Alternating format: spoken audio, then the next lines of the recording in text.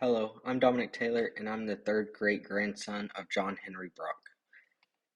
John Henry Brock was born in 1868 and was a farmer in Louisiana, but he hated farming, so he moved to Austin, Texas in 1906 and worked for the Austin White Lime Co. Brock later became a successful bar owner in the Guytown district. Brock was known by the local people to be an alcoholic with a temper. Brock had a wife named Mary Josephine Williams, and they had 10 children together. But Brock started having an affair with a girl named Molly King. Brock had paid for Molly King to move to Austin from Merletown so they could be together, and she was rooming at 307 West 5th Street. Molly eventually worked her way up and owned a beauty parlor out of the Scarborough building located at 6th and Congress.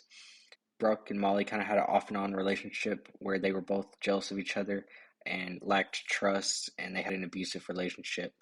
On April 24th, 1912, Molly King was murdered. She was found in an alley at the corner of 2nd and Colorado Streets with a gunshot wound in the back of the neck and a knife laying next to her body. John Henry eventually turned himself into the police.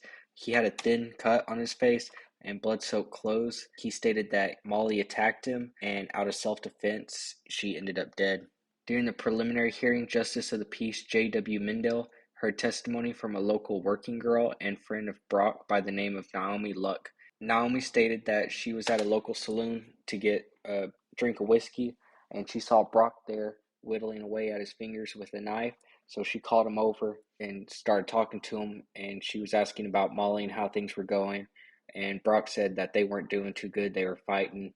And Naomi Luck stated that Brock should just leave her, but Brock said that the only way he'd be able to leave her is if he killed her. Naomi stated that she arrived on the scene of the shooting about 5 minutes after the shot rang out, where she saw Molly laying already dead, and next to Molly was the knife that she saw Brock using the morning before.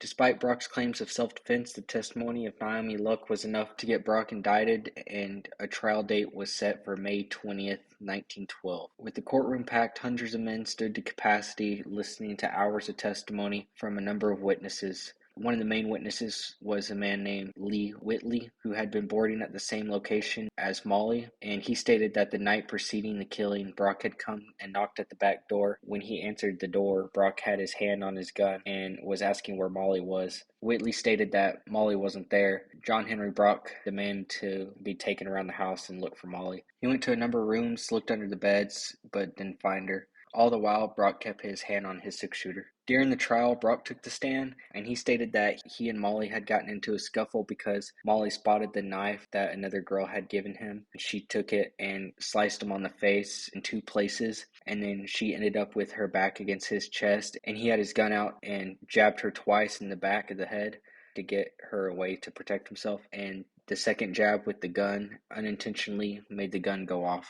On May 24th, 1912, the trial came to an end, and in 1 hour, the jury reached a guilty verdict. Another ballot was taken to name the penalty, and it was unanimously voted for hanging. Brock was set to hang on May 23rd, 1913, but there was a delay of a week because the governor of Texas, Oscar Branch Colquitt, stated that he needed time to personally review the case before condemning Brock to death. On May 29th, 1913, the governor's office put out a statement that the governor had reviewed the case and that Brock would hang for the murder of Molly King. On May 30th, 1913, crowds came in automobiles and buggies from all around to watch John Henry Brock hang. The surrounding areas of the county courthouse and the county jail were packed full of people to get a look at John Henry hang. John Henry Brock walked silently to the gallows with Sheriff George S. Matthews by his side. He was dressed up in a black suit. He had the rope put around his neck and a black cap placed over his head, and at 3:31 the trap sprung. Brock was among the last 50 people ever to be executed by means of hanging in the state of Texas. In the same year that John Henry Brock was executed, Guytown was shut down due to an anti-vice campaign led by Methodist preacher Reverend Robert Fighting Bob Scholler, and that made Austin one of the first major cities in Texas to close their red light districts. Molly King now laid to peace at the Merletown Cemetery after being brought home by her father following her death, and Brock was buried at the Oakwood Cemetery in East Austin in an unmarked grave. In the 1960s, one of his sons made a small headstone and placed it on his grave. For years, the story of Brock was covered up by members of his family, saying that he had died of pneumonia because of the embarrassment that came with the fact that John Henry Brock was a murderous, cheating drunk. But slowly over time, his grandchildren and great grandchildren unraveled the truths about John Henry Brock. You can find a book on Amazon called Judging Every Man. I highly recommend it. It's written by Robert Stephen Carter, and he's the stepson of one of John Henry's many granddaughters. The book gives transcripts of the trial and talks a little bit about John Henry's life.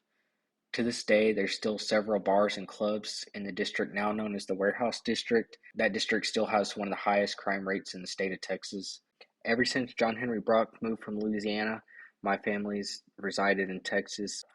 John Henry Brock led to a generational curse of alcoholics by almost every man in my family, and that's a curse I intend to break.